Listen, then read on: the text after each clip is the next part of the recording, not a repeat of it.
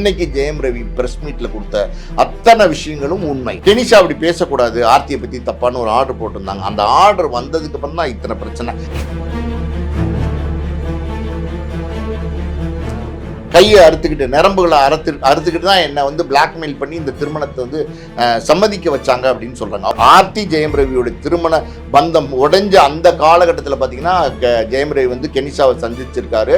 Social மீடியாவில் வந்து பார்த்தீங்கன்னா ரெண்டு பேரும் அட்டாக் பண்ணிக்க ஆரம்பிச்சிட்டாங்க, சைபர் புல்லிங்கிற பேரில். அதுக்கு அவங்க சொல்லியிருக்காங்க, இந்த மாதிரி வந்து அந்த இன்ஸ்டாகிராம் அக்கௌண்ட் வந்து ஹேக் பண்ணிட்டாங்க, யாரோ வந்து ஹேக் பண்ணதுக்கப்புறம் வந்து தவறான விஷயங்களை பதிவிட்டுருக்காங்கன்னு அவங்க சொல்கிறாங்க. அந்த விவாதத்து வழக்கு முடியாத காலகட்டத்தில் பார்த்தீங்கன்னா கெனிஷாவோட வந்து ஜெயம் ரவி வந்து பொது விழாக்கு வர்றது, சினிமா விழாக்கு வர்றது, திருமணத்துக்கு வர்றது, இதெல்லாம் வந்து பார்த்தீங்கன்னா மனைவிக்கு பாதிப்பு ஏற்படுத்தும்.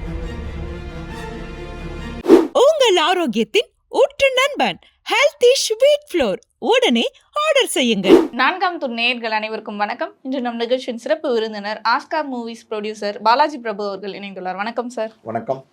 ஜெயம் ரவி அவர்கள் 2 நாள் முன்னாடி தான் கெனிஷா அவர்கள் ஒரு வீடியோ போட்டிருந்தாங்க. இதற்கடுத்து இப்போ ஜெயம் ரவி அவர்கள் எக்ஸ்போஸ் ஆயிருக்காரு. இந்த எக்ஸ்போஸ்க்கு காரணம் என்ன சார்? பின்னணி என்ன இருக்கு? பின்னணி அப்படின்னா அவங்க குடும்ப வாழ்க்கையில் ஏற்பட்ட பிரச்சனை தான். அது பார்த்தீங்கன்னா ஜெயம் ரவி ஆர்த்தி 2 பேரும் காதலிச்சு தான் திருமணம் பண்ணாங்க. 2 பேரும் பார்த்தீங்கன்னா கிட்டத்தட்ட 13 வருஷம் சந்தோஷமாக வாழ்ந்தாங்க. 2 குழந்தைங்க இருக்காங்க, ஆண் குழந்தைங்க இருக்காங்க. அப்படி இருக்கும்போது அவங்க குடும்ப வாழ்க்கையில் விரிசல், 2 பேருக்கும் பிரச்சனையாகி கணவன் மனைவி வந்து பிரிஞ்சுட்டாங்க. கணவன் மனைவி பிரிஞ்சுட்டாங்கன்னா என்ன பண்ணுவாங்க? கோர்ட்டுக்கு போவாங்க. அதே மாதிரி அவங்களும் கோர்ட்டுக்கு போயிருக்காங்க. 2 பேரும் விவாகரத்து வழக்கு தாக்கல் பண்ணியிருக்காங்க. ஸோ இந்த சூழ்நிலையில் இது கோர்ட்டில் வந்து வழக்கு நடந்துட்டு இருக்கு. சரி, கோர்ட்டில் வழக்கு நடக்கட்டும் அப்படின்னு சொல்லி வழக்கு நடத்திட்டு இருந்தால் எந்த பிரச்சனையும் வராது. ஆனால் இன்னைக்கு என்ன ஆச்சுன்னா சோஷியல் மீடியாவில் வந்து பார்த்தீங்கன்னா 2 பேரும் அட்டாக் பண்ணிக்க ஆரம்பிச்சிட்டாங்க, சைபர் புல்லிங்கிற பேரில். ஜெயம் ரவி அவர் சார்ந்து ஒரு குரூப் வந்து பேச ஆரம்பிச்சிட்டாங்க. இன்னொரு பக்கம் பார்த்தீங்கன்னா ஆர்த்தி சப்போர்ட் பண்ணி ஒரு குரூப் பேச ஆரம்பிச்சிட்டாங்க. ஸோ இதெல்லாம் வந்து எப்படின்னா தேவையில்லாத விஷயங்களை தான் நான் பார்க்குறேன். டோட்டலாக வந்து பார்த்தீங்கன்னா ஒரு கணவன் மனைவி குடும்ப விஷயம் போது அது அங்கேயே வந்து அவங்களே முடிச்சுக்கிட்டாங்கன்னா எந்த பிரச்சனையும் இல்லை. அதை தாண்டி பொதுவெளிக்கு கொண்டு வரும்போது அங்கே தான் வந்து பிரச்சனையே ஆரம்பிக்குது. எல்லா பிரச்சனைக்கும் வந்து பார்த்தீங்கன்னா நீங்கள் உங்களுடைய பர்சனல் லைஃப்பை பொதுவெளிக்கு கொண்டு வந்தது தான் காரணமாக இருக்குது. ஆனால் நீங்கள் இங்கே காதல் திருமணம் சொல்கிறீங்க இல்லையா சார்? கிட்டத்தட்ட 13 வருஷம் வாழ்ந்தாங்க சொல்கிறீங்க. ஆனால் அந்த திருமணமே வந்து என்னை மிரட்டி கையெல்லாம் கிழிச்சு ஒரு மிரட்டி பிளாக்மெயில் பண்ண திருமணம் தான்ற மாதிரி ஜெயம் ரவி கரெக்ட். இன்னைக்கு வந்து ஜெயம் ரவி அப்படி சொல்லியிருக்காரு. பார்க்குறவங்களுக்கு என்ன தெரியும்? அது ஒரு காதல் திருமணம், 2 பேர் காதலிச்சு தான் திருமணம் பண்ணிக்கிட்டாங்க. ஆனால் இன்னைக்கு ஜெயம் ரவி பார்த்தீங்கன்னா ஒரு வீடியோ கொடுத்துருக்காரு, ஒரு ப்ரெஸ் மீட் கொடுத்துருக்காரு. அதில் வந்து பார்த்தீங்கன்னா முழுக்க உடஞ்சு போயிருக்காரு. அதான் உண்மை. அவரால் வந்து பேசவே முடியல, எமோஷன்ஸை கட்டுப்படுத்தவே முடியல. பயங்கரமான ஒரு எப்படி சொல்றது, வாழ்க்கையின் கடைசி விளிம்பில் வந்து நிற்கிற ஒருத்தனால தான் இப்படி பேச முடியும். அந்த அளவுக்கு பார்த்தீங்கன்னா பல துன்புறுத்தலுக்கு ஆளாகி அவரால் வந்து அந்த திருமண வாழ்க்கையிலேருந்து வெளியில் வந்து கிட்டத்தட்ட 2 வருஷமா தனியாக வாழலான்னா கூட அவரால் நிம்மதியாக வாழ முடியல அப்படின்னு தான் நமக்கு அந்த வீடியோ பார்க்கும்போது தோணுது. அப்போ ஜெயம் ரவி இன்னைக்கு வந்து இருக்கு அந்த திருமண பந்தத்தை முறித்து வெளியில் வந்து வாழ்கிற வாழ்க்கை. அதுலேயுமே வந்து பார்த்தீங்கன்னா பல பேர் வந்து தாக்குறாங்களா, சொற்களால் தாக்குறாங்களா, அவரை காயப்படுத்துகிறாங்களா, அவரை வேதனைப்படுத்துகிறாங்களா அப்படிங்கிறது நமக்கு தெரில. ஸோ அந்த ஒரு சூழலுக்கு வந்து தான் ஜெயம் ரவி வந்து இன்றைக்கி அந்த வீடியோ போட்டிருக்காரு. அந்த வீடியோவில் இன்றைக்கி வந்து பார்த்தீங்கன்னா கையை அறுத்துக்கிட்டு நரம்புகளை அறுத்துக்கிட்டு தான் என்னை வந்து பிளாக்மெயில் பண்ணி இந்த திருமணத்தை வந்து சம்மதிக்க வச்சாங்க அப்படின்னு சொல்கிறாங்க. அவங்க அம்மா அப்பா வந்து தலைபாடாக அடிச்சுக்கிட்டாங்க, இந்த கல்யாணம் வேண்டான்னு சொன்னாங்க அப்படிங்கிறதெல்லாம் அவர் தான் பதிவு பண்ணியிருக்காரு. புரியுதா உங்களுக்கு? அது என்ன நடந்ததுன்னு நமக்கு தெரியாது. ஆனால் அன்னைக்கே வந்து அவங்க அம்மா அப்பா சொல்லியிருக்காங்க, அவங்க கையை எடுத்துட்டு சொல்லியிருக்கிறாங்க. ஸோ பல நேரங்களில் எப்படின்னா காதலர்கள் வந்து காதலிப்பாங்க, நல்ல காதலர்களாக இருப்பாங்க. ஆனால் வந்து எப்படின்னா கணவன் வேறு ஒரு பெண்ணையோ இல்லை காதலி வேறு ஒரு ஆணையோ திருமணம் பண்ணிக்க போகிறாங்கிற ஒரு சூழல் இருந்தால் அந்த காதலுக்குள்ள உள்ள இன்டிமெசி, அதாவது அழுத்தமான காதலாக இருந்தால் நம்ம பார்த்துருக்கோம்ல, கையெடுத்துப்பாங்க. அந்த காதல் நிறைவேணுன்றதுக்காண்டி என்ன வேணால் பண்ணுவாங்க. அப்படி கூட அந்த பெண்மணி வந்து கையெடுத்துருக்கலாம். கணவன் ஜெயம் ரவி வந்து அந்த திருமணத்துக்கு சம்மதிக்காமல் இருந்திருக்கலாம். ஸோ என்ன நடந்தது ஏது நடந்ததுங்கிறது நீங்களும் நானும் பேசலாமே தவிர என்ன நடந்தது உண்மை என்ன அப்படிங்கிறது வந்து பார்த்தீங்கன்னா அவங்களுக்கு மட்டும்தான் தெரியும், அவங்கவுங்க மனசாட்சிக்கு மட்டும்தான் தெரியும். ஆனால் ஜெயம் ரவியோட வீடியோ இன்னைக்கு வந்து ரொம்ப வேதனையாக இருக்குது. அது என்ன அப்படின்னா அவர் வந்து இனிமேல் நடிக்க போகிறது இல்லைங்கிறாரு, அதாவது நடிக்க மாட்டேன் அப்படிங்கிறாரு. அப்போ ஒரு நிருபர் கேட்குறாரு, என்ன சார் இப்படி சொல்கிறீங்கன்னு கேட்கும்போது என்னால் நடிக்க முடியல அப்படிங்கிறாரு. அது கரெக்டு. எப்படின்னா இப்படி வந்து உங்களுக்கு மனதளவில் வந்துமா பெரிய அழுத்தம் தொடர்ந்து இருந்துக்கிட்டே இருந்துச்சுன்னா உங்களால் எதுலேயுமே உங்களால் வந்து சந்தோஷமாக ஈடுபட முடியாது. உங்களை நடிக்கணும் அப்படின்னா நீங்கள் முதல்ல சந்தோஷமாக இருக்கணும், காதல் காட்சியில் நடிக்க வேண்டியிருக்கும், சிரிப்பு காட்சியில் நடிக்க வேண்டியிருக்கும். உங்களுக்கு ஒரு இன்வால்மெண்ட் இருந்தால் தான் நீங்கள் வந்து நடிக்க முடியும். கேமரா முன்னாடி நடிக்கிற விஷயம். இப்போ வேறு ஏதோ ஒரு தொழில், ஒரு ஐடி துறையில் இருக்காருன்னு வச்சுக்கோங்க, சிஸ்டத்தில் உட்காந்துட்டு அங்கே ஒரு டிப்ரெஷன்லேயே உட்காந்துட்டு வேலை செய்யலைன்னா கூட அது எக்ஸ்போஸ் ஆகாது. ஆனால் சினிமா மாதிரி ஒரு தொழில் இருக்கும்போது, மீடியாவில் இருக்கும்போது, உங்கள் முகம் திரையில் வருது அப்படின்னும் போது, நீங்கள் கேமராக்கு முன்னாடி நிற்கிறீங்கன்னும் போது உங்களால் அந்த உணர்வுகளை வெளிப்படுத்த முடியல. உங்களால் வந்து நடிக்கக்கூடிய செயலை வந்து நீங்கள் உங்களுக்கு செயலாற்றல் இல்லை அப்படின்னா நீங்கள் எப்படி நடிக்க முடியும்? ஸோ அப்படி தான் அவர் வந்து என்னால் நடிக்க முடியல, நான் நடிக்க மாட்டேன், இந்த திருமணம் வந்து விவகாரத்து முடிகிற வரைக்கும் பார்த்தீங்கன்னா நான் வந்து இனிமேல் நடிக்க போகிறதில்ல அப்படிங்கிற மாதிரியான விஷயங்களை அவர் சொல்லியிருக்காரு. இதையோட எல்லாம் கொடுமை என்னென்னா, வாழ்க்கையை வந்து நான் முடிச்சுக்கலான் இருக்கேன் அப்படிங்கிற வார்த்தையெல்லாம் அவர் பயன்படுத்தியிருக்காரு. அப்படி முடிக்கிற சூழ்நிலை இருந்தால் இன்னும் எமோஷனாக போகிறார் பாருங்க. அப்படி முடிக்க சூழல் இருந்தால் எல்லாரையும் தீர்த்து கட்டிட்டு தான் நான் வந்து இதை என்னுடைய வாழ்க்கையை முடிச்சுப்பேங்கிற வார்த்தையெல்லாம் பயன்படுத்துகிறார். ஒரு சோஷியல் மீடியா பொதுத்தளம் இதில் வந்து இப்படி பேசுகிறாரு. ஒரு நடிகர் ஜெயம் ரவியை வந்து நல்ல நடிகராக நம்ம இத்தனை வருஷம் பார்த்துருக்கோம். ரொம்ப அவர் நடிக்கிற படங்கள் கூட வந்து சாஃப்டாக நடிப்பார்.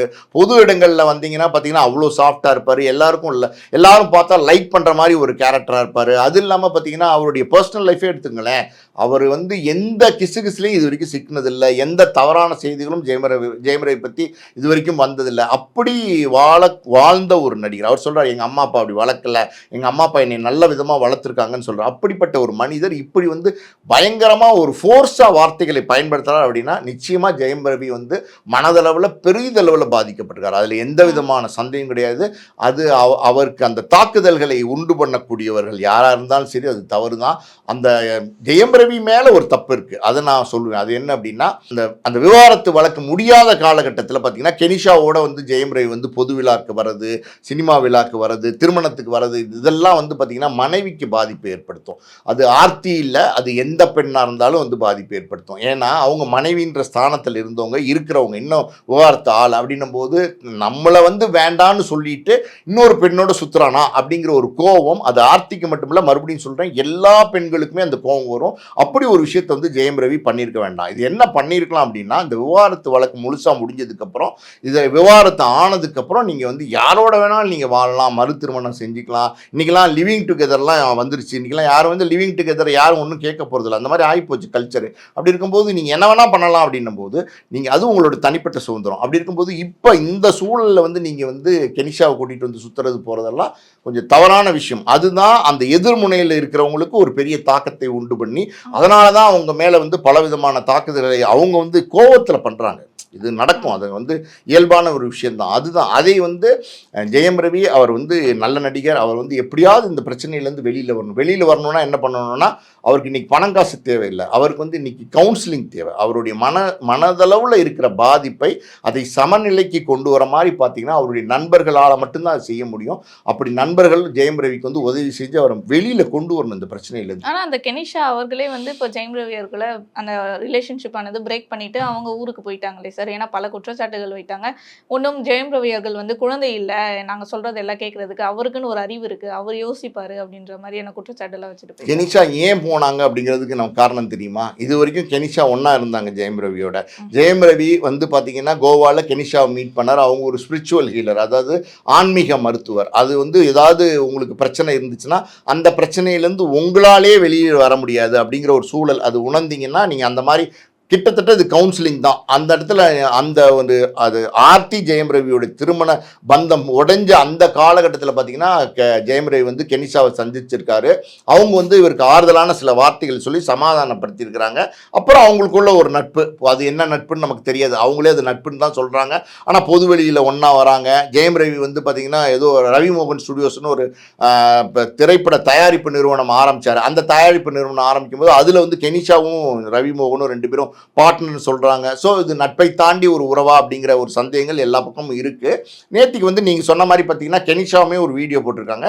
அந்த வீடியோவில் அவங்களுமே எமோஷனலாக தான் பேசுகிறாங்க. அதாவது ஜெயம் ரவி விட்டு நான் பிரியிறேன்னு சொல்லியிருக்காங்க, சென்னையிலேருந்து நான் வெளியில் போகிறேன்னு சொல்லியிருக்காங்க. இனிமே வந்து ஆன்மீக மருத்துவர் ஸ்பிரிச்சுவல் விஷயங்களை நான் பண்ண போகிறதில்லைன்னு சொல்லியிருக்காங்க. பாடல்கள் பாட போகிறதில்லைன்னு சொல்லியிருக்காங்க. அவங்க பாப் சிங்கர் பாட போகிறேன்னு சொல்லியிருக்காங்க. அவங்களுமே என்ன சொல்லியிருக்காங்க பாருங்கள், அவங்களும் இதெல்லாம் எதுவுமே நான் பண்ண போகிறதில்ல, என்னோட தொழிலேருந்து எல்லாத்தையும் விட்டு அமைதியாக நான் வந்து வாழ போகிறேன் அப்படிங்கிறது சொல்லியிருக்கிறாங்க. அதே இடத்துல அவங்களுக்கு நடந்த துன்புறுத்தல்கள், தாக்குதல்கள், சின்ன வயசுலேருந்து பாலியல் கொடுமையிலேருந்து பலவிதமான கொடுமைகள் நான் அனுபவிச்சு தான் வெளியே இந்த இடத்துக்கு நான் உயரத்துக்கு வந்திருக்கேன். அப்பா அம்மா இல்லை, அனாதையாக இருக்கேன். கல்யாணம் பண்ண கணவர் வந்து 4 மாதத்துலேயே விவாகரத்து பண்ணிட்டாரு. அவர் பண்ண கொடுமையில் ஒரு 4 மாத குழந்தை வந்து கலைஞ்சு போச்சு. இப்படிலாம் வேதனையில் அனுபவிச்சிருக்கேன். கஷ்டம்னா எனக்கு என்னன்னு தெரியும், ஒரு குடும்பம்னா என்னன்னு தெரியும். நான் ஒரு அப்பா அம்மாவுக்கு பிறந்த ஒரு பெண்ணு. அப்படி இருக்கும்போது இன்னொரு குடும்பத்தை கெடுக்கிற பழி எனக்கு வந்து உழுகுது. அந்த பழி எனக்கு தேவையில்லை. நான் அப்படிப்பட்ட ஆள் இல்லை, நான் இந்த இடத்துல இருந்து போகிறேன், நான் டோட்டலாக ஜெயம் ரவி வாழ்க்கையிலேருந்து போகிறேன் அப்படின்னு அவங்க வெளியில் போயிருக்காங்க. அவங்க ஒரு வீடியோ போட்டிருக்காங்க. ஸோ மொத்தத்தில் பார்த்தீங்கன்னா ஒரு கோர்ட் ஆர்டர் ஒன்று சமீபத்தில் வந்தது. அது என்ன அப்படின்னா, ஆர்த்தியை பற்றி வந்து சமூக வலைதளங்களில் வந்து கெனிஷா வந்து சில தவறான வார்த்தைகள், சில தவறான விஷயங்களை பதிவிடுறதா, அது பதிவிடக்கூடாது அப்படின்னு ஆர்த்தி வந்து கோர்ட்டுக்கு போயிருந்தாங்க. நீதிபதி வந்து ஒரு ஆர்டர் போட்டுத்தாரு. எப்படின்னா, கெனிஷா அப்படி பேசக்கூடாது, ஆர்த்தியை பற்றி தப்பான ஒரு ஆர்டர் போட்டிருந்தாங்க. அந்த ஆர்டர் வந்ததுக்கு அப்புறம் தான் இத்தனை பிரச்சனை. கெனிஷா வந்து சொல்லியிருக்காங்க, அதாவது இன்ஸ்டாகிராம் அக்கௌண்ட்டில் வந்து தான் இந்த மாதிரி நான் தப்பாக வந்திருக்கு ஆர்த்தியை பற்றி. அதுக்கு அவங்க சொல்லியிருக்காங்க, இந்த மாதிரி வந்து அந்த இன்ஸ்டாகிராம் அக்கௌண்ட்டை வந்து ஹேக் பண்ணிட்டாங்க, யாரோ வந்து ஹேக் பண்ணதுக்கப்புறம் வந்து தவறான விஷயங்களை பதிவிட்டுருக்காங்கன்னு அவங்க சொல்கிறாங்க. அது உண்மையாலுமே இன்ஸ்டாகிராம் அக்கௌண்ட் ஹேக் ஆச்சா, அது என்ன நடந்தது அப்படின்னா போலீஸ் தான் விசாரணும், நமக்கு தெரியாது. ஆளுக்கு ஒரு ஸ்டேட்மெண்ட் சொல்கிறாங்க. ஆனால் ஒரு விஷயம் மட்டும் தெளிவாக புரியுது, அது என்ன அப்படின்னா, எல்லாருமே பாதிப்புக்குள்ளாக இருக்காங்க. ஆர்த்தியும் சரி, கெனிஷாவும் சரி, ஜெயம் ரவியும் சரி, எல்லாருமே வந்து மனதளவில் பாதிப்புக்குள்ளாக இருக்காங்க. ஆர்த்தி எப்படி பாதிப்புக்குள்ளாக இருக்காங்க, நம்ம கணவன் நம்மளை விட்டுட்டு போயிட்டாரு, இன்னொரு பெண்ணோட சுற்றுறார் அப்படிங்கிறது அவங்களுக்கு ஒரு மன அழுத்தத்தை கொடுத்துருக்கு. கெனிஷா அவங்களுக்கு என்னன்னா, ஒரு நம்ம மேலே வந்து ஒரு கெட்ட பேர் வருது, அவப்பேர் வருது, தரக்குறைவான ஒரு தாழ்ந்த ஒரு பெண்மணியாக நம்மளை சித்தரிக்கிறாங்களே அப்படிங்கிற ஒரு வேதனை அவங்களுக்கு இருக்குது. இன்னொரு பக்கம் ஜெயம் ரவிக்கு பார்த்தீங்கன்னா, நம்ம வந்து அவர் சொல்கிறார், அவர் என்ன சொல்கிறாருன்னா, ஒரு ஏடிஎம் கார்டில் வந்து ஒரு 3000 4000 எடுத்தால் கூட பார்த்தீங்கன்னா உடனே ஃபோன் வரும், ஏன் எடுத்தீங்க, எதுக்கு எடுத்தீங்க அப்படின்லாம் கேள்வி வரும், என்னால் நிம்மதியாக இருக்க முடியல, என்னால் சுதந்திரமாக இருக்க முடியலன்னு ஒரு விஷயத்தை பதிவு பண்ணியிருக்காரு. அதாவது ஒரு விஷயத்தை நம்ம கவனத்தில் கொள்ளணும். அது என்ன அப்படின்னா, ஆணாகட்டும் பெண்ணாகட்டும், கணவன் மனைவி ஒருத்தருக்கு ஒருத்தர் பரஸ்பரம் புரிதலோட அன்போட வாழ்ந்தால் தான் அது வாழ்க்கை. அப்படிப்பட்ட வாழ்க்கை தான் நீடிச்சு போகும். அதை விட்டுட்டு நீங்கள் வந்து கணவனை நீங்கள் கட்டுக்குள்ளே வைக்கணும்னு ஒரு மனைவி நினைச்சாலும், இல்லை மனைவியை கட்டுக்குள்ளே வைக்கணும்னு கணவன் நினைச்சாலும் அந்த பந்தம் வந்து உடைஞ்சு போயிடும். ரொம்ப நாளைக்கு யாரையுமே நீங்கள் கட்டுப்படுத்த வைக்க முடியாது. அவங்கவுங்களுக்குன்னு ஒரு தனிப்பட்ட வாழ்க்கை இருக்குது, அவங்கவுங்களுக்குன்னு ஒரு சுதந்திரமான வாழ்க்கை இருக்குது. என்னதான் கணவன் மனைவியாக இருந்தாலும் அந்த ஒரு எப்படி சொல்கிறது, ஒரு இறுக்கமான ஒரு சூழ்நிலைக்கு நீங்கள் தள்ளப்பட்டீங்கன்னா அது ஆட்டோமேட்டிக்காகவே ஒரு ஸ்டேஜுக்கு மேலே வெடிச்சிடும். அது அப்படி தான் வெடித்து வந்து ஜெயம் ரவி வெளியில் வந்திருக்காருன்னு நினைக்கிறேன். அவர் கொடுக்குற பேட்டியிலேருந்து நம்ம கவனிக்கிற வேண்டிய விஷயங்கள் இதுதான். ஸோ மொத்தத்தில் 3 பேருமே 3 விதமாக, ஜெயம் ரவி ஒரு பக்கம் பாதிக்கப்பட்டிருக்காரு. ஓகேவா, இது ஒரு பக்கம். இன்னொரு பக்கம், நீங்கள் எல்லாருமே வந்து இப்போ ஜெயம் ரவி பற்றி, ஆர்த்தியை பற்றி, கெனிஷா பற்றி தான் பேசுகிறோம் நம்ம. ஆனால் பார்த்தீங்கன்னா இங்கே 2 குழந்தைங்க இருக்காங்க, சின்ன பசங்க 2 பேர் இருக்காங்க, 18 வயசு கீழே உள்ள 2 குழந்தைங்க இருக்காங்க. அந்த குழந்தைங்களோட எதிர்காலம் என்ன ஆகிறது? அப்பா அம்மா இப்படி சண்டை போட்டுக்கிறாங்க, பொது வழியில் இப்படி பேசுகிறாங்க, சோஷியல் மீடியாவில் இன்றைக்கி வீடியோ வருது, பேசிக்கிறாங்க, அவதூறாக இருக்குது அப்படின்னும் போது, இன்றைக்கெல்லாம் பார்த்தீங்கன்னா 10 வயசு பையன், ஏன் 8 வயசு பையன் கூட செல்ஃபோன் யூஸ் பண்ண ஆரம்பிச்சிட்டான். அப்படின்னும் போது இதெல்லாம் அந்த பசங்க பார்க்காம இருப்பாங்களா? அந்த பசங்க பார்ப்பாங்கல்ல. அந்த பசங்க ஸ்கூல் கோயிங் ஸ்டூடெண்ட்ஸு, அது பொதுவில் போகணும், ஒரு ஃப்ரெண்ட்ஸோட போகணும், ஒரு கிரிக்கெட் விளையாட போகணும், ஒரு ஒரு படம் பார்க்க போகணும், ஒரு மாலுக்கு போகணும். மனநிலை எப்படி இருக்குன்னு யோசிச்சு பாருங்கள். அந்த குழந்தைங்களோட மனநிலை, பெரியவங்க உங்களுடைய மனநிலையே இவ்வளோ பாதிப்புக்கு உள்ளாகி இவ்வளோ தூரம் நீங்கள் வெடிக்கிறீங்க அப்படின்னா, அந்த குழந்தைங்க உள்ளுக்குள்ளேயே வச்சுப்பாங்க. இதான் இங்கே தான் நீங்கள் வெடிச்சிடுறீங்க, நீங்கள் உங்களுடைய கோபத்தை வெளிப்படுத்திடுறீங்க. குழந்தைங்க எப்படி வெளிப்படுத்துவாங்க? உள்ளுக்குள்ளே வச்சுப்பாங்க. உள்ளுக்குள்ளே வைக்கும்போது என்ன ஆகும்? அழுத்தம், அந்த குழந்தைங்களுக்கு மன அழுத்தம். இதுதான் மன அழுத்தம். மன அழுத்தம் வர வர வர அவங்களுடைய எதிர்காலம் பாதிக்கப்படும். இதுதான் ரொம்ப முக்கியம். 2 குழந்தைங்களுடைய எதிர்காலத்தை மனசில் வச்சு இந்த இந்த இந்த விஷயத்துக்கு முற்றுப்புள்ளி வைக்கணுங்கிறது தான் நம்மளோட வேண்டுது. ஆனால் இதுலேயே இன்னும் சில விஷயங்கள்லாம் கேட்கும் போது ஷாக்கிங்காக இருக்குன்னே சொல்லலாம். ஏன்னா ஜெயம் ரவி அவர்கள் வந்து இன்னமும் வாடகை வீட்டில் நான் இருக்குன்ற மாதிரி ஒரு விஷயம் சொல்லியிருக்காரு. அது மட்டும் இல்லாமல் இந்த பிளாக் மேஜிக், அதாவது சூனியம் வைக்கிறாங்க, எனக்கு அப்பவும் சூனியம் வச்சாங்க, கூட இருக்கும்போது இப்பவும் வச்சுட்டு இருக்காங்க, ஆக மொத்தம் என்னை சாகடிக்கணும்னு முடிவு பண்ணிட்டாங்க அப்படின்ற வார்த்தையை சொல்றாரு சார். இதெல்லாம் கேட்குறப்ப இப்படியும் நடக்குமா, இவங்களுக்கே இப்படியா அப்படின்ற மாதிரி இருக்கு. இந்த பிளாக் மேஜிக், இந்த சூனியம் வைக்கிறது, இந்த ரத்த வாந்தி கக்க வச்சு சாகடிக்கிறது, இதுல எல்லாம் எனக்கு நம்பிக்கை இல்லை. நான் வந்து அப்படி இருக்கும்போது அதை நான் ஆதரித்து நான் பேச முடியாது. அது ஜெயம் ரவி சொல்லியிருக்காரு, பதிவு பண்ணியிருக்காரு. ஆனால் அதில் வந்து நான் கருத்து தெரிவிக்கிறதுக்கு விருப்பப்படலை. ஏன்னா அதுக்கு நேர் எதிராக யோசிக்கக்கூடியவன் நான். ஆனால் பார்த்தீங்கன்னா வாடகை வீட்டில் இருக்கான்னு சொல்லியிருக்காரு. அதுக்கு சாத்தியங்கள் இருக்குது. ஏன்னா எப்படின்னா, நீங்கள் என்னதான் அண்ணன் தம்பி அக்கா தங்கச்சி யாரோட பிறந்தாலும் நம்மளாம் அனுபவிச்சிருப்போம். உங்கள் வாழ்க்கையில் உங்களுக்கும் இருக்கும், எனக்கு இருக்கும். உங்கள் அக்கா ஒரு ஸ்டேஜுக்கு மேலே உங்கள் அக்காவோ அண்ணனோ அவங்க குடும்பம்னு தனியாக இருக்கும், நம்ம குடும்பம்னு தனியாக இருக்கும். உங்களுக்கு ஒரு கஷ்டம்னா ஓரளவுக்கு தான் அவங்களால உதவி செய்ய முடியும், ஓரளவுக்கு தான். புரியுது உங்களுக்கு இருக்கிற எல்லா சுமைகளையும் வந்து அவங்க வந்து சரிப்படுத்திட முடியாது. இதுதான் வந்து வாழ்க்கையினுடைய ரியாலிட்டி, இதுதான் இயற்கையினுடைய டிசைன். அப்படி இருக்கும்போது ஜெயம் ரவி அவரே சொல்கிறாரு, நான் சம்பாரித்த எல்லா பணத்தையும் டோட்டலாக கிட்டத்தட்ட இத்தனை வருஷம் நான் சம்பாரிச்ச எல்லா பணத்தையுமே அவங்ககிட்ட கொடுத்துட்டேன், என்கிட்ட ஒன்றுமே கிடையாது, நான் செஞ்ச தப்பே அதுதான் அப்படின்னு சொல்கிறார். அப்படி இருக்கும்போது இன்றைக்கே அவர் வெளியில் வந்து வாடகை வீட்டில் இருக்காரா அப்படின்னா இருக்கிறதுக்கு வாய்ப்பு இருக்குது, அதில் எந்த சந்தேகம் கிடையாது, இல்லாத அவர் சொல்ல வேண்டிய அவசியம் கிடையாது. ரெண்டாவது ஒரு விஷயத்தை நீங்கள் வந்து புரிஞ்சுக்கணும், அது எப்படின்னா இன்னைக்கு ஜெயம் ரவி ப்ரெஸ் மீட்டில் கொடுத்த அத்தனை விஷயங்களும் உண்மை, 100% உண்மை. ஏன் அப்படின்னா எமோஷனில் எமோட் ஆகி பேசுகிறார், அப்படி வெடித்து உணர்ச்சி வசப்பட்டு பேசுகிறாரு. அப்படிப்பட்ட ஒரு ப்ரெஸ்ஸில் ஒரு பப்ளிக் பார்ப்பாங்க, எல்லாருக்கும் அது போய் சேரப்போது, உலகளவில் பார்ப்பாங்கன்னு தெரிஞ்சு கூட அதையும் தெரியாமல், இது தெரிஞ்சும் அதை தெரியாமல் அதனுடைய பின் விளைவுகளை உணராமல் பேசுகிறார் அப்படின்னா அவர் அந்தளவுக்கு உணர்ச்சி வசப்பட்டு பேசுகிறாரு. அப்படி உணர்ச்சி வசப்பட்டு பேசக்கூடிய ஒரு மனநிலையில் இருக்கிற ஒரு மனிதன் நிச்சயமாக பொய்களை இதுக்குள்ளே கோர்த்து பேச முடியாது. அதனால் அவர் பேசுனதெல்லாம் உண்மைதான். அவர் அந்தளவுக்கு பாதிக்கப்பட்டிருக்காரு, அவர் எல்லாமே இழந்துட்டாருமா, உண்மையாக சொல்லப்போனால் எல்லாம் இழந்துட்டார். அவருடைய நிலைமை அது அவர் செஞ்ச தப்பா என்னன்னு நம்ம சொல்ல முடியாது. அவர் பதிவிடுற விஷயத்துலேருந்து தான் நம்ம வந்து சொல்கிறோம். இன்றைக்கி வந்து படத்தில் நடிக்கலாம் அப்படின்னா மார்க்கெட் இல்லை. நீங்கள் வந்து பார்த்தீங்கன்னா பராசக்தி படம் வந்துச்சு, அதில் வில்லனா கூட நடிச்சிருப்பார். அவர் ஹீரோவாக தான் இது வருஷம் நடிச்சிட்டு இருக்காரு. வில்லனா ஏன் நடிக்கிறாரு, எல்லாரும் சொன்னாங்க வில்லனா நடிக்கிறார், எதுக்கு நடிக்கிறான்னு கேட்டாங்க. ஆனால் அவருக்கு தான் தெரிஞ்சிருக்கு, அவருக்கு காசு இல்லை, அவருக்கு வருமானம் இல்லை. ஸோ வில்லனாவது நடிப்போம், அதுக்கு ஒரு காசு கொடுப்பாங்க, அதை வாங்குவோன்னு சொல்லி தான் வில்லனா நடிக்க சம்மதிச்சிருக்காருன்னு நினைக்கிறேன். ஸோ அப்படி இருக்கும்போது அவர் இனி எதிர்காலத்தில் நல்ல நடிகர், நிச்சயமாக வந்து பர்சனல் வாழ்க்கை, அவருடைய ப்ரொஃபஷனல் லைஃப்பை வந்து அட்டாக் பண்ணிடக்கூடாது, பாதிச்சிடக்கூடாது. அவர் இதுலேருந்து மீண்டெடுத்து கவுன்சிலிங் பண்ணி அவரோட நண்பர்கள் சரி பண்ணி அவர் வெளியில் வந்து மறுபடியும் நடிக்க ஆரம்பிக்கணும், தொழில் வந்து மறுபடியும் பண்ண ஆரம்பிக்கணும். பண்ணால் நிச்சயமாக அவரால் ஜெயிக்க முடியும். ஆனால் அந்த கான்ஃபிடென்ஸ் லெவல்னு ஒன்று இருக்குது பார்த்தீங்களா, அது கம்மியான ஒரு காரணத்தினால தான் இப்படிலாம் ஜெயம் ரவி பேசியிருக்காரு. ஆனா அவர் வந்து பர்சனல் லைஃப்பை தாண்டி நம்ம ப்ரொஃபஷனல்ல கூட இருக்க அந்த சக நடிகைகளாலையும் வந்து பாதிக்கப்பட்டிருக்க மாதிரி இருக்கே சார். அதில் பேசுகிறப்ப வந்து சொல்லியிருப்பாரு 3 எழுத்து நடிகை அப்படின்ற மாதிரி, இட்லி நடிகைன்ற மாதிரி பல ஹிண்ட்டு கொடுத்து அந்த நடிகை வந்து சொல்லியிருக்காரு. அவங்க வாழ்க்கையவே அவங்க பார்க்க முடியல, ஆனால் என்ன வந்து இதில் விமர்சிக்கிறாங்க, அவங்க என்ன நல்லவங்களா அப்படின்ற மாதிரி ரொம்ப எக்ஸ்போஸ் ஆகிருக்காரு. நீ எல்லாம் பேசலாமா என்ன வந்து அப்படின்னு? அதாம்மா ரொம்ப எக்ஸ்போஸ் ஆகிருக்காரு. ஒரு நடிகை வந்து அவர் பேர் சொல்லாமல் வந்து ஒரு நடிகையை பற்றி குறிப்பிட்டாரு. அவரே பேர் சொல்லணும் போது நம்மளும் அந்த நடிகையோடைய பேரை சொல்கிறது நாகரிகமாக இருக்காது. அதான் சொல்கிறேன்ல, பலவிதமான தாக்குதல்கள் அவருக்கு வந்து நிறைய நெருக்கடிகள் இருக்குது போல். அதனால தான் பார்த்தீங்கன்னா இப்படிலாம் பேசுகிறாரு. எக்ஸ்போஸ் ஆகி எமோஷனல் ஆகி அந்த நடிகையை பற்றி கூட திட்ட போகிறாரு. இன்னும் கூட ஒரு நிமிஷம் விட்டிங்கன்னா இன்னும் வார்த்தைகளை வந்து தவறாக பயன்படுத்திடுவார்னு நினைக்கிறேன். அந்த அளவுக்கு வந்து நம்ம என்ன பேசுகிறோன்னே தெரியாத அளவுக்கு உடஞ்சி அழுது ஷூட் அவுட் ஆகி பஸ்ட் அவுட் ஆகி வந்து பேசுகிறாரு. அப்படி ஒரு மனநிலை வந்திருக்கு ஜெயம் ரவிக்கு. அந்த மனநிலை தான் நம்ம வந்து தப்பான மனநிலை.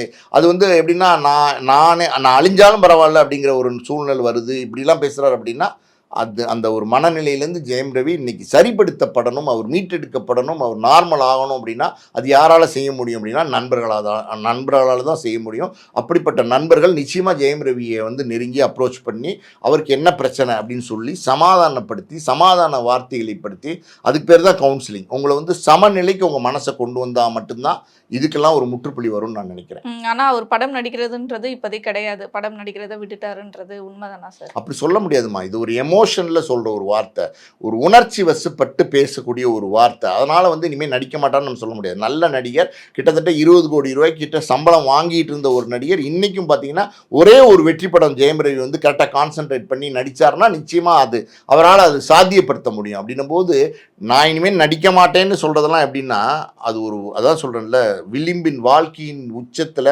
கடைசி கட்டத்தில் நிற்கிற ஒருத்தர் பேசக்கூடிய ஒரு மனநிலையில் வந்து ஜெயம் ரவி பேசுகிறாரு. அது தவறு, அதுதான் தவறுன்னு சொல்கிறோம். நம்ம வந்து ஜெயம் ரவி நல்லா இருக்கணும்னு நினைக்கிறோம், ஜெயம் ரவி சந்தோஷமாக இருக்கணும்னு நினைக்கிறோம், அப்படி தான் நம்ம நினைக்கிறோம். டிப்ரெஷனோட உச்சம். அதுலேருந்து இப்போ ஜெயம் ரவி மீட்டெடுக்க முடியுமா அப்படின்னா மீட்டெடுக்க முடியும். அது கவுன்சிலிங்கால தான் முடியும். அந்த கவுன்சிலிங் வந்து டாக்டர் கொடுப்பாங்க, அது வேற விஷயம். ஆனால் நல்ல நண்பர்களாலையும் அது கொடுக்க முடியும். ஏன்னா அவங்க எக்ஸ்போஸ் ஆனதில் மெயினான பார்த்தீங்கன்னா கெனிஷா அவர்கள், அவங்க ஒருத்தங்க தான் என் கூட இருந்தாங்க, அவங்களையும் துரத்தி விட்டீங்க, போட்டு அவங்களும் நல்லா இருக்கட்டும், இனிமேல் நான் தனியாக தான் இருக்க போகிறேன் அப்படின்ற மாதிரி அவரால் வந்து அந்த தனிமையை வந்து ரொம்ப உணர்றாரு, ரொம்ப அதை தாங்கிக்க முடியாமல் பேசியிருக்காரு. சரி, இந்த மாதிரியே போனால் அவருடைய நிலை என்ன ஆகும், அவரோட சினிமா அந்த கரியன்றது எப்படி இருக்கும்? அதெல்லாம் ஒன்றும் போகாதுமா. அப்படிலாம் நம்ம அதீத கற்பனையெல்லாம் நம்ம பண்ண வேண்டாம். இதெல்லாம் வந்து எப்படின்னா ஒரு கோவம் எப்போ வரும், படார்னு ஒரு கோவம் எப்போ வரும், ஒரு எமோஷன் ஆகி ட்ரிகர் ஆகும்போது தான் ஒரு கோவம் வரும். வரும். அந்த ஒரு செகண்டில் நம்ம வந்து யாரை அடிப்போம், யாரை திட்டுவோம், என்ன பேசுவோம், இதை நம்மளால் உணர முடியாது. ஏன்னா அந்த நிமிஷத்தில் நம்ம என்ன செய்கிறோம் நமக்கே தெரியாது. அப்படி ஒரு மனநிலை தான் இன்றைக்கி வந்து ஜெயம் ரவி பேட்டி கொடுத்துருக்கிறாரு. இது வந்து அவர் சமாதானம் ஆயிட்டார்னா, அது கூல் டவுன் ஆயிட்டார்னா, நிச்சயமாக வந்து பார்த்திங்கன்னா ஒரு சமநிலைக்கு அவர் மனசு வந்துருச்சுன்னா எல்லாமே சரியாயிரும். அவருடைய எதிர்காலம்லாம் எங்கேயும் போகாது, கெட்டும் போகாது, ஒன்றும் போகாது. ஒரு நல்ல மனுஷன். உண்மையிலுமே ஜெயம் ரவி அவரே சொல்லியிருக்காரு, 20 வருஷத்துக்கு மேலே சினிமாவில் இருக்கேன், என்னை பற்றி யாராவது ஏதாவது தப்பாக சொல்லியிருக்காங்களா, நான் அழகான நடிகைகளோடு தான் நடிக்க வேண்டியது என்னுடைய தொழில். அப்படி இருக்கும்போது நான் ஏன் ஒரு பெண்ணோட ஓடி போயிட்டேன், ஒரு பெண்ணுக்காண்டி ஆசைப்பட்டு ஓடி போயிட்டேன், மோகத்தில் ஓடி போயிட்டேன்லாம் என்னையே சித்தரிக்கிறீங்க அப்படின்னு அவர் சொல்லியிருக்காரு. உண்மையாலுமே நல்ல மனிதர் தான் ஜெயம் ரவி. அது எந்த மாற்று கருத்தும் கிடையாது. நீங்கள் இது வரைக்கும் சினிமா துறையில் அவர் எந்த அப்பலுக்கும் இல்லாமல் இருக்கார். அவருக்கு எந்த கெட்ட பேரும் கிடையாது. எங்கேயுமே வந்து பொது இடங்களில் நல்லா நடந்துப்பார். அவர் மேலே அந்த பரிதாபங்கள் தான் எல்லாருக்கும் இருக்குது. அப்படி இருக்கும்போது அவர் நல்லா வரணும், நல்லா இருக்கணும். அவருக்கு இப்படி ஒரு ஒரு சூழல் வந்து இருக்குது. அந்த சூழல்லேருந்து நிச்சயமாக அவர் வெளியில் வரணும். அவருக்கு இந்த பிரார்த்தனைகள் நம்ம எல்லாரும் அவருக்கு சேர்ந்து பண்ணணும். லாஸ்ட் ஒன்னா சார், இப்போ ஜெயம் ரவி அவர்களுடைய ஒய்ஃபான ஆர்த்தி அவங்க என்ன மாதிரி இதுக்கு ரியாக்ட் பண்ண போகிறாங்க, என்ன ரிப்ளை கொடுக்க போகிறாங்க சார்? அதுதான்மா, என்ன மாதிரி ரியாக்ட் பண்ண போகிறாங்க, என்ன ரிப்ளை கொடுக்க போகிறாங்கன்னு சொல்கிறதோட ஒரு ட்விட் ஒன்று அவங்க போட்டிருக்காங்க. அதாவது வந்து பெண் சிங்கம் என்னை தட்டி எழுப்பிட்டீங்க, இனி நடக்க போகிறது என்னங்கிற மாதிரி ஏதோ ஒரு ட்விட் போட்டிருக்கதா சொல்கிறாங்க. நான் பார்க்கல. ஸோ இப்படி தான் மாற்றி பேசிக்கிட்டு இருந்தால் இதுக்கு எங்கே முடிவு? நான் பேச நீ பேச, நீ பேச நான் பேச, நீ பேச நான் பேசன்னு போயிட்டே இருந்தால் இதுக்கு எங்கே முடிவு? இதுக்கு முடிவே வராது. இது சரி. ஒரு முக்கிய காரணமே சோஷியல் மீடியா. அது ஒன்று தான் இந்த பிரச்சனைக்கு. இதுக்கு இன்னைக்கு இருக்கிறதுல சோஷியல் மீடியா. இன்னொரு காரணம் பார்த்தீங்கன்னா சட்டப்படி விவாகரத்து ஆகாமல் கெனிஷாவோட பொதுவெளியில் வந்தது. அதுதான் 2 காரணங்கள் தான். இந்த 2 காரணங்களால தான் இப்போ அவங்களோட லைஃபே வந்து கேள்விக்குறியாக இருக்குது. இதில் பசங்கள்லேருந்து 4 பேர் வாழ்க்கை வந்து பாதிக்கப்பட்டிருக்கு. கண்டிப்பாக சார் தொடர்ந்து இந்த வழக்கானது எப்படி போகுது பார்ப்போம். தொடர்ந்து பேசுவோம் சார் பல நிகழ்வுகளை பற்றி. நன்றி. நன்றி.